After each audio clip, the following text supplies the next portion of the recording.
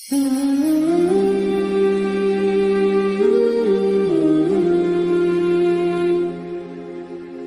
سورۃ المائدہ میں اللہ تعالیٰ نے فرمایا جس نے ایک جان کو قتل کیا گویا اس نے پوری انسانیت کو قتل کر دیا.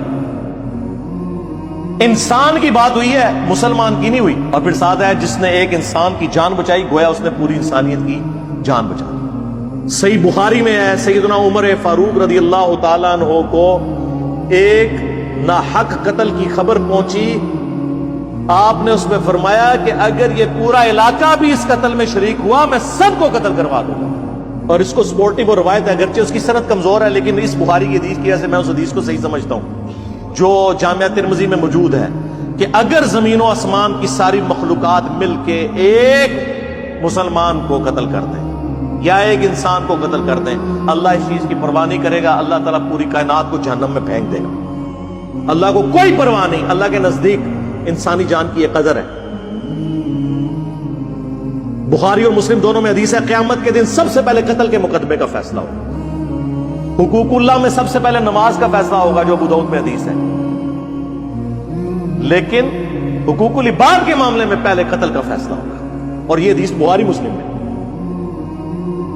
پھر جامعہ ترمذی میں سنن ابی داؤد کے اندر حدیث موجود ہے کہ قیامت والے دن قاتل اپنے مقتول کو پیشانی کے بالوں سے گھسیٹتا ہوا اللہ کے عرش کے پائے کے پاس پہنچ جائے گا، اس حال میں کہ اس کی رگوں سے خون بہ رہا ہوگا، اور کہے گا یا اللہ اس نے مجھے دنیا میں قتل کیا تھا، آج مجھے بدلہ چاہیے کہ اس نے میری جان کیوں لی تھی.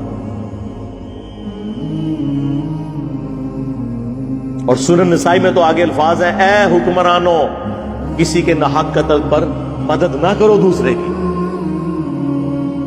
یہ بھی الفاظ موجود ہیں. پھر جامعہ ترمذی کے اندر، سنن ابی داؤد کے اندر، سنن ابن ماجہ میں موجود ہے کہ ایک مسلمان کی حرمت کعبے کی حرمت سے بھی زیادہ ہے. ظاہر ہے کہ پھر یہ والے معاملات تو ہوں گے نا. سنن ابی داؤد میں حدیث ہے کہ یا اللہ قیامت کے دن شرک کو معاف نہیں کرے گا یا کسی مومن کے قتل ناحق کو معاف نہیں کرے گا. اچھا بعض لوگوں کے دماغ میں خیال آ رہا ہوگا کہ زیادہ تر تو مسلمان کے قتل کے بارے میں ہے، تو قرآن سے تو میں نے انسانیت کا قتل پڑھا. لے لیں آپ یہ بھی پھکی پھر لے لیں. صحیح بخاری میں حدیث ہے جس نے ایک ذمی کافر کو قتل کیا جو ٹیکس پیئر تھا، یعنی وہ جزیہ دے کر یا اس کے ساتھ معاہدہ تھا، وہ رہ رہا تھا مسلمان ریاست میں اور ہے کافر تھا، جس نے اسے قتل کیا، بخاری کے الفاظ ہیں کہ قیامت والے دن وہ جنت کی خوشبو بھی نہیں پائے گا، حالانکہ جنت کی خوشبو 40 سال کی مسافت سے آ رہی ہوگی. کیونکہ قیامت کا دن قرآن میں ہے نا 50,000 سال کا دن ہے، تو وہ 50,000 سال میں سے جب 40 سال رہ جائیں گے نا تو جنت کی خوشبو آنا شروع ہو جائے گی جنہوں نے جنت میں جانا ہوگا. لیکن اس مسلمان کو جس نے ناحق ایک کافر کو قتل کیا ہوا اسے خوشبو بھی نہیں آئے گی. یعنی مراد کیا؟ اس میں جنت حرام.